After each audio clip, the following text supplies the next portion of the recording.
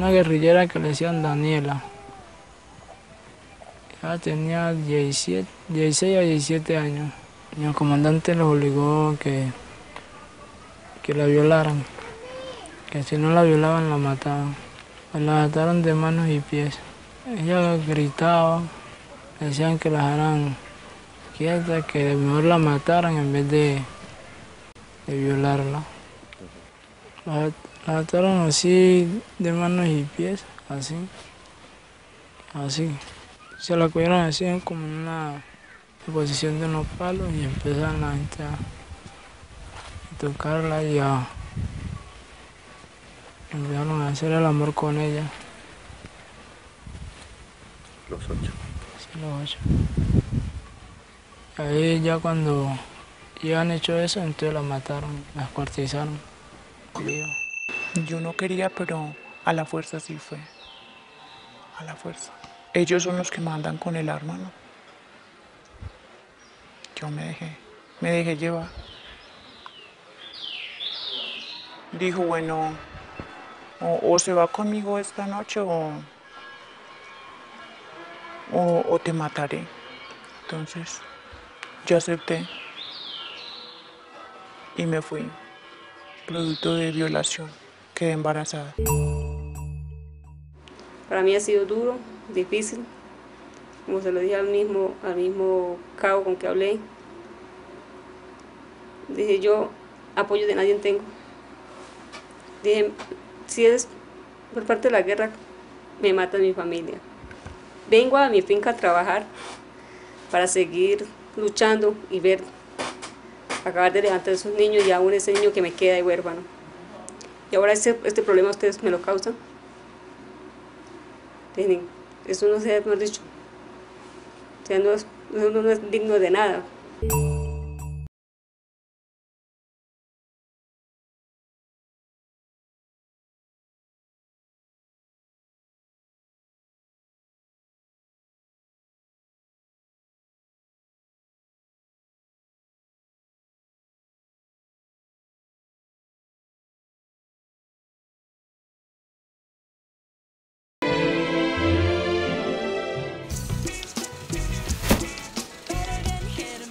Contravía.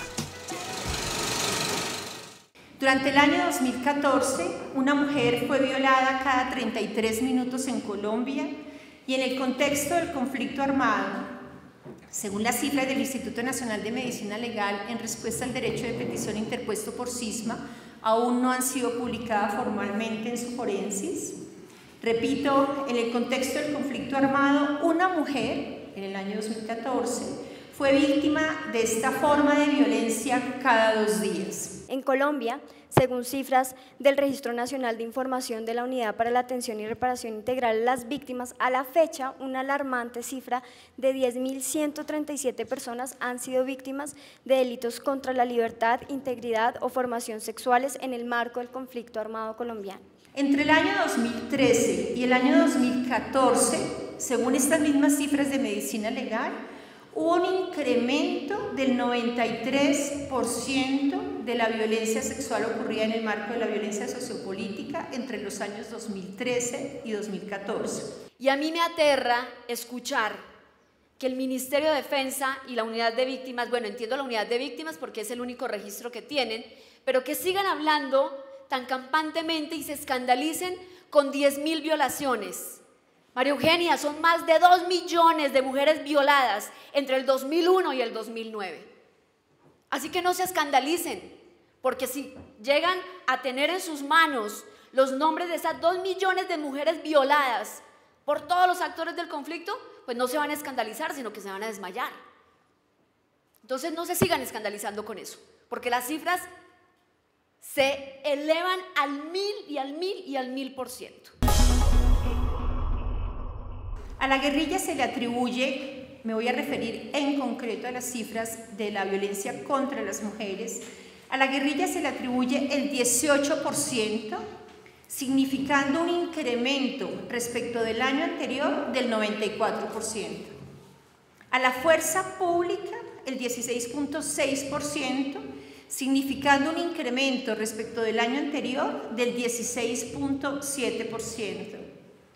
Sobre paramilitares y bandas, hubo un incremento del, la representación porcentual de un 38%, con un incremento respecto del año anterior del 131.4%, y otros el 27%, significando un incremento del 106%.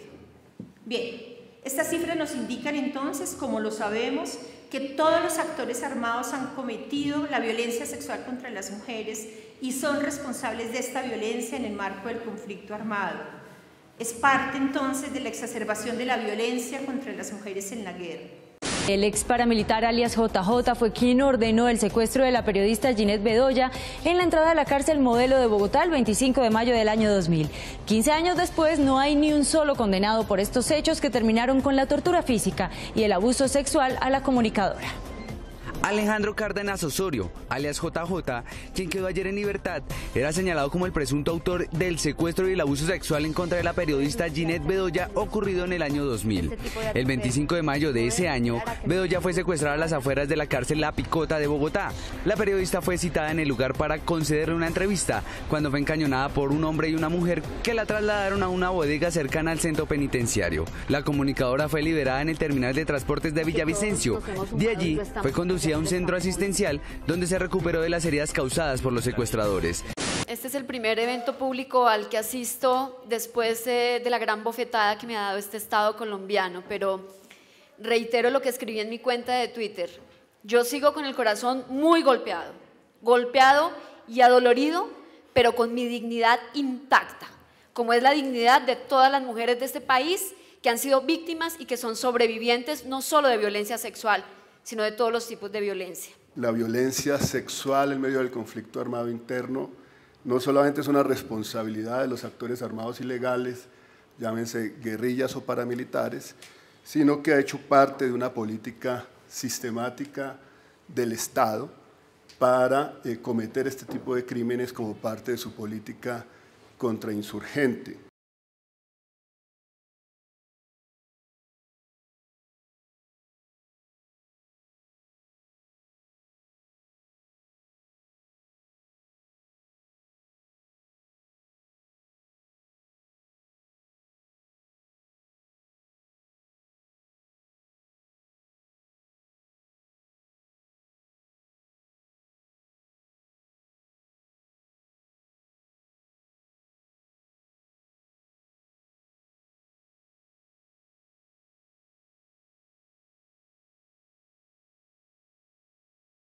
Pero cuando esa responsabilidad individual deja de ser un hecho de manzanas podridas, como las llamó Humberto de la Calle en las negociaciones de La Habana para referirse a la excepcional conducta criminal de algunos agentes estatales, y entendemos que es tanta la reiteración de esas manzanas podridas y hay una ausencia por parte del Estado para no querer sancionar a esas manzanas podridas, y se sigue permitiendo ese tipo de crímenes. Entonces, decir que son manzanas podridas o decir que son algunos casos aislados de algunos militares que estaban, digamos, llegan hasta el punto de decir que estaba loco, si es que ya no hay nada más que hacer, ya el militar era que estaba loco, pero no decir tenemos un problema. O sea, decir tenemos un problema no es porque es debilitar la moral de las fuerzas militares. Y de manera particular encontramos dos patrones en la comisión de estos hechos relacionados con las acciones de la fuerza pública.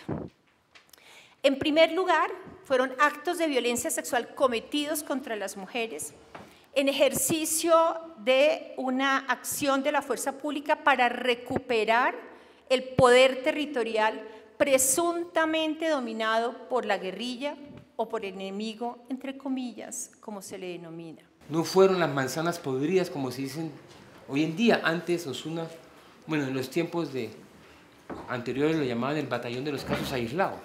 Osuna se mofaba de los batallones de los casos aislados, que era más grande que el ejército. Es una realidad. Y eso es muy importante que ha sido puesto ahí. Y creo que ahí es un desafío, en cierta forma, que le lanzan estas tres organizaciones a la Fiscalía. Aterricen, superen el discurso de las negociaciones políticas. Ustedes están para hacer justicia, no política. Y aquí están los hechos. Y ustedes tienen las herramientas jurídicas nacionales e internacionales para enfrentarlas.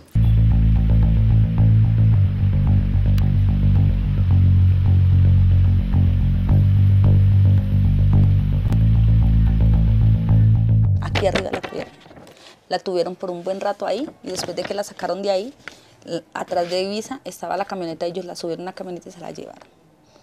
Y fue cuando la llevaron a la Fuerza Aérea de Melgar y la violaron allí.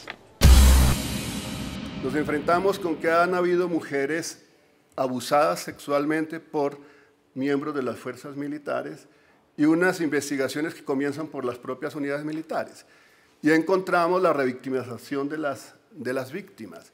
Entonces se les dice, bueno, pero es que ustedes son cómplices de las guerrillas, o su marido era guerrillero. Y luego incluso llega uno a la Unidad de Derechos Humanos y algún fiscal dice, no, es que esto no puede prosperar porque se quiere deslegitimar a las Fuerzas Armadas y la señora tendría relaciones con el narcoterrorismo de las FARC. Y por esa vía entonces se cierra la posibilidad de una investigación seria, coherente, estructurada por parte de la Fiscalía General de la Nación. Desde el Ministerio de Justicia, en particular desde la Dirección de Justicia Transicional, como ya lo he mencionado, estamos comprometidos con disminuir las brechas de género que distancian a las mujeres víctimas de violencia sexual de las instancias judiciales, por lo que hemos asumido el reto de innovar con una estrategia que busca generar mecanismos que faciliten y garanticen el acceso de estas mujeres a la institucionalidad. Esto como un primer paso para la superación de los obstáculos que han impedido la materialización de sus derechos a la verdad, la justicia y la reparación. El objetivo de esta estrategia ha sido generar condiciones y garantías para que las mujeres sobrevivientes a estos delitos puedan interponer las denuncias penales y las declaraciones ante el Ministerio Público en una sola diligencia, a través de una intervención puntual e integral que garantice seguridad y que no genere riesgos de una segunda victimización. Y habla el Ministerio de Justicia de que ve como un gran avance que se ha acercado esa brecha entre las víctimas y la justicia. Tengo que decir que eso es otra bofetada.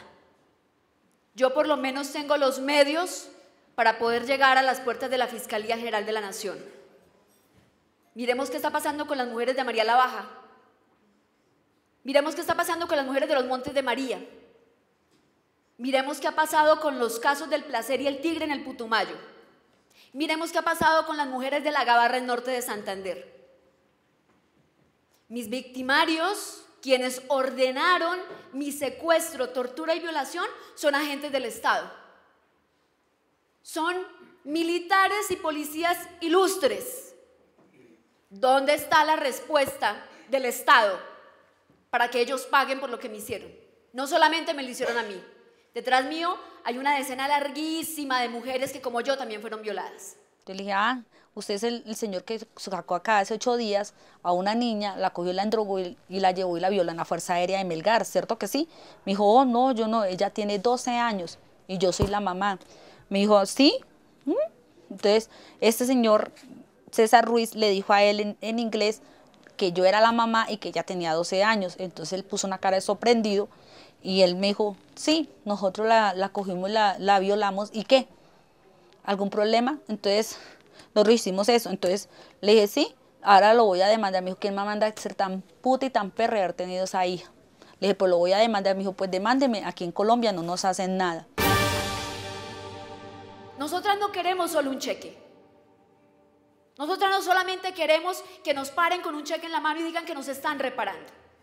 Las mujeres violadas, sobrevivientes de este país, necesitan acompañamiento. Necesitan que haya una mano amiga diciéndoles, aquí estamos. Así la justicia nos esté pisoteando la cara. Pero ni siquiera eso tenemos. Entonces, ¿qué podemos esperar?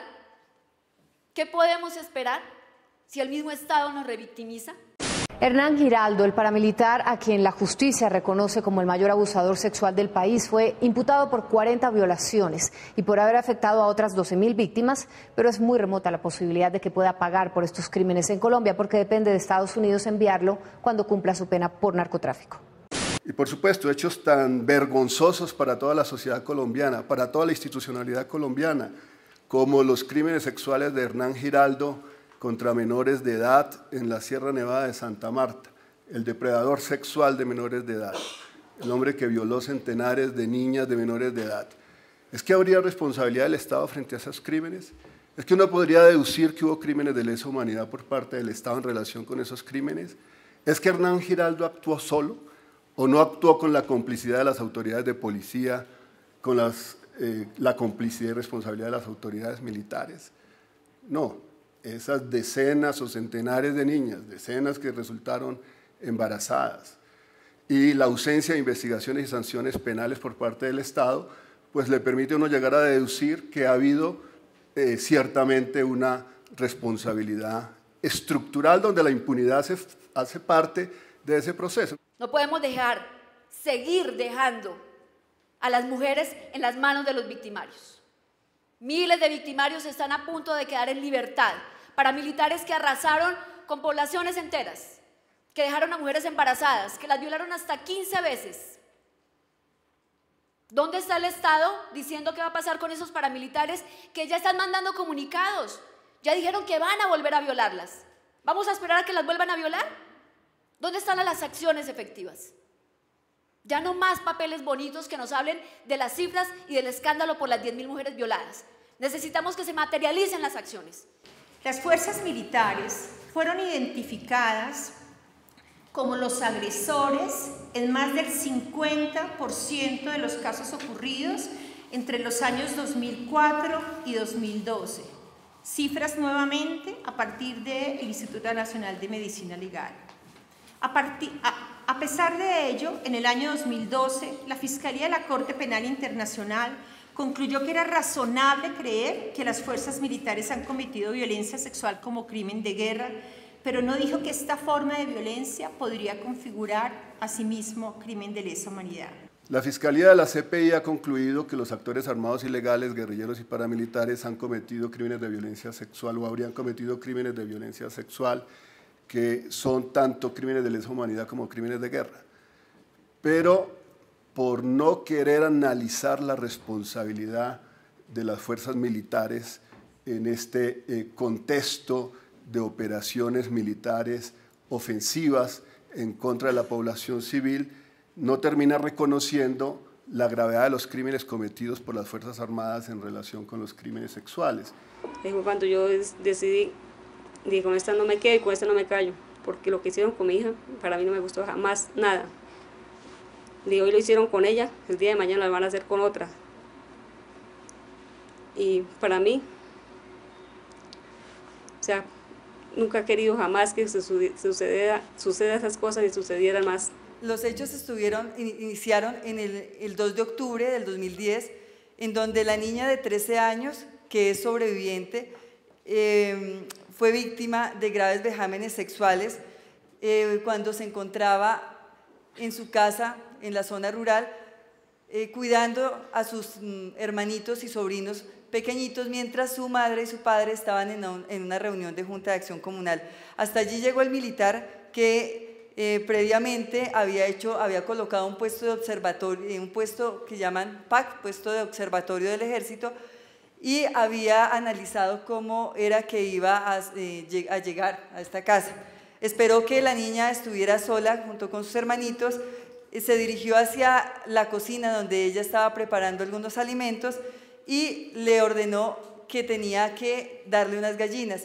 En este momento llega el niño, el sobrinito que tiene 8 años, el militar, prevalido de su uniforme y de sus armas y de su arma, lo ordena salir de la cocina y le obliga a que traiga las gallinas. Luego se lleva a la niña para un matorral, una mata de monte, y es allí donde la degrada sexualmente y bueno, comete toda suerte de vejámenes. Que violarle los derechos a una criatura o a una mujer, a un ser humano, mejor dicho. Entonces, como digo, decidí que esto se quedara, para que esto se quedara en impunidad, para que esto se siguiera presentando más, cuando decidí hacer las denuncias. Una vez se hace la denuncia, sale el comandante del ejército, en ese entonces el general Alejandro Navas, y temerariamente denuncia que que las organizaciones de derechos humanos que estamos denunciando esto hecho, lo estamos haciendo con el fin de servir al terrorismo y de enlodar la imagen del ejército. Y eso quedó así porque nunca recibimos de parte del ejército, de la comandancia del ejército, una vez que se dictó la condena, un desagravio en este sentido o una rectificación mínimamente que se esperaba, ¿no? Esto quedó así. Luego se inicia la investigación, se logra que la investigación vaya a una fiscalía, a una unidad de derechos humanos, la Fiscalía 51. Las dificultades también inician allí porque el gerente de la investigación, que es en este caso un investigador adscrito del CTI, tenía ciertos prejuicios respecto a los pobladores de Arauca en relación con que son colaboradores de la guerrilla, lo que aquí han venido señalando, y que en ese sentido que era muy difícil, bueno, había una intencionalidad de no querer profundizar en la investigación. Que eso no quede en impunidad y que volar las tropas que tenga, sea que verdad sea gente que verdaderamente, que verdad guarden, o sea, o guarden no la palabra, sino como es, que en verdad ejerzan los derechos humanos, que se dicen que son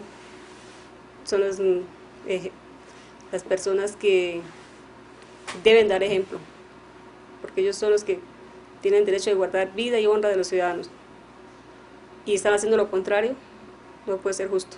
A la niña sobreviviente, por parte del Estado, no ha recibido ningún tipo de atención efectiva de carácter psicosocial, emocional. Por el contrario, las pocas veces que la han hecho ir a bienestar familiar ha sido para revictimizarla y terminaron en una de esas ocasiones enviándola para un centro de rehabilitación de drogadictos. Yo estoy aquí en Bogotá porque en Tame el 14 de octubre del año pasado me asesinaron 3 hijos.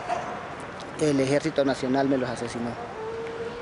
El hallazgo de una defloración reciente de su himen, aunado a unas lesiones equimóticas de origen traumático, se concluye que eso es una relación sexual no consentida y que va más allá de lo esperado en una relación sexual de ese tipo. Apuñaleados, ahorcados, torturados, desnucados, vueltos nada. Con los ojitos por fuera, la lengua por fuera, pues da temor.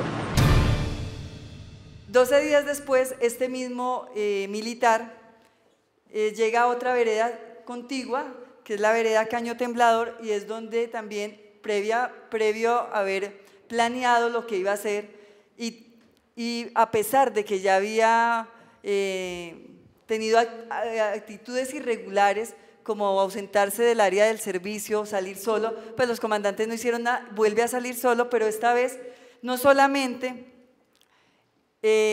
violenta sexualmente a la niña de 14 años, sino que junto con sus hermanitos la asesina. Es de señalar que durante el juicio también quedó demostrado que el niño de 9 años sufrió agresión sexual, abusos sexuales. Entonces ya decidí, salí a Tame, ya puse la denuncia, y me duele mucho más después cuando la muerte de los otros 3 niños, porque pues, gracias a Dios a mí no pasó a mayores cosas como le pasó a ese otro señor, a otro vecino ahí, que mataron a los 3 niños. Para mí es doloroso saber eso. ¿Por qué pedimos nosotros a la Fiscalía General de la Corte Penal Internacional que investigue, que pida a la Cámara de Asuntos preliminares de la Corte Penal Internacional que autorice a abrir una investigación por estos crímenes en Colombia? Pues porque consideramos que hoy día, en la Colombia de hoy, en la institucionalidad de hoy, sigue existiendo ausencia de voluntad política para investigar a los determinadores de estos crímenes, a los hombres de atrás de estos crímenes. Entonces eso también hace que que muchas víctimas no crean en la justicia, haya escepticismo y desistimiento también de seguir avanzando con el proceso. Y estos procesos en donde los hechos son de violencia sexual, es muy difícil adelantarlos sin la ayuda también y nosotros como abogados de las víctimas directas. Pues, ¿qué ha pasado? Ustedes han escuchado al fiscal general de la Nación diciendo en la Comisión Interamericana de Derechos Humanos en Washington que hay 800 hombres de la Fiscalía trabajando sobre los crímenes cometidos por las FARC en el conflicto armado interno. Pues nosotros le decimos al fiscal general de la Nación, está bien, pero ¿por qué no tiene 800 hombres también investigando los crímenes de lesa humanidad y los crímenes de guerra perpetrados por altos mandos militares a lo largo de este conflicto armado interno? Y peor aún, todas estas investigaciones que estaban en la unidad de análisis y contexto desaparecieron. Hace 3 semanas el fiscal general de la Nación decidió que la unidad de análisis y contexto se deshacería de todos los casos que yo les he mencionado y que iba a dedicar y está dedicando exclusivamente esa unidad para investigar crímenes cometidos por las FARC. Le hemos presentado un documento donde pedimos que haya una comisión de la verdad exclusiva para los crímenes de violencia sexual, porque la gente no ha entendido la magnitud de lo que es la violencia sexual en el marco del conflicto armado y de lo que ha sido en Colombia. Así que nosotras seguiremos creyendo que es necesario la paz, seguiremos creyendo que estos victimarios algún día se van a compadecer y van a dar la cara y van a decir la verdad, pero sobre todo seguiremos creyendo que este Estado va a dejar de hablar de buena voluntad y va a pasar a las acciones. Estaba haciendo referencia a un caso que se presentó en Saravena, en donde una niña de 11 años fue secuestrada, retenida en un campamento militar por un soldado, pero con la anuencia del comandante en ese momento, era un sargento, teniente, bueno, ahorita no recuerdo el rango. La niña permaneció durante toda la noche y hasta el siguiente día, que sus padres, después de haberla buscado por todos lados, no la encontraron, fueron al campamento porque ahí era como la autoridad que estaba y los militares, y allí fue que la encontraron. La niña había sido víctima de violencia sexual. En este caso, es un caso aberrante, el militar argumentó que la niña era la novia, él era un joven ya mayor de edad, 22, 23 años quizás tendría para la época de los hechos, pero lo que tengo que decir es que actualmente, hasta ahora, después de casi 11, 12 años, es llamado a juicio solamente el soldado como autor directo, el comandante no, a pesar de la evidente complicidad que hubo allí, y el soldado en este momento creo que ya tiene un cargo, fue ascendido y sigue siendo un militar activo dentro del batallón Revis Pizarro. Y no puede ser coincidencia que este tipo de batallones aparezcan en desaparición, en ejecuciones extrajudiciales, en violencia sexual. Hay algo que investigar y no es tan difícil, ¿sí? ¿Qué ha pasado, digamos, con la persecución penal de esos máximos comandantes que son máximos responsables? Esa es una pregunta que dejamos porque, pues efectivamente, si la Fiscalía no lo ha hecho, es muy difícil que la sociedad civil lo logre hacer. En muchos casos no hay un representante legal de las víctimas.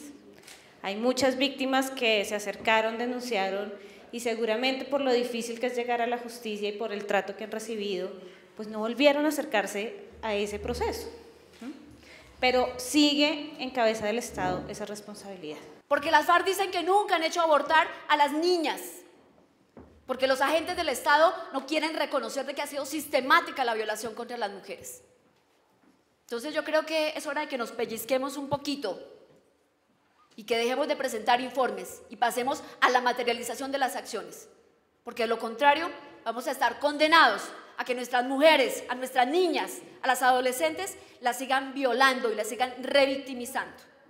Ese es el llamado que yo quiero hacer y decirles que nosotras, las sobrevivientes, no vamos a dejar un solo día de luchar por la justicia y por la verdad. Contravía.